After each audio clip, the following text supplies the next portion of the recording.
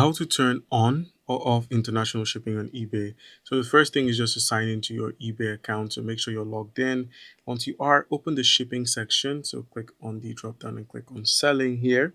If you're creating a new listing, scroll down to the shipping section. If you're editing an existing listing, open the listing and then click on revise to access the shipping options. All right, so on your desktop, you just see shipping options if you don't immediately see the international shipping section. So just click on selling first and then just head into your shipping preferences.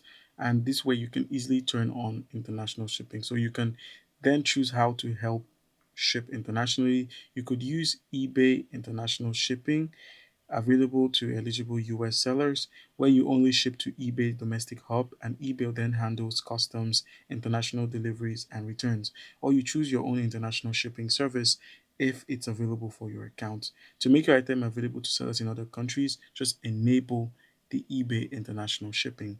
Now you can also turn the international shipping off. On mobile, it is just to head into shipping options. You can toggle this on or toggle it off. It's available on mobile as well. Now, this is what it looks like if you're looking to exclude the shipping locations by turning it off. If you want to sell within your own country only, you can disable international shipping. For an individual listing, just open up the shipping section of that listing, turn off international shipping, or remove any international shipping services you've added, and then save or update the listing.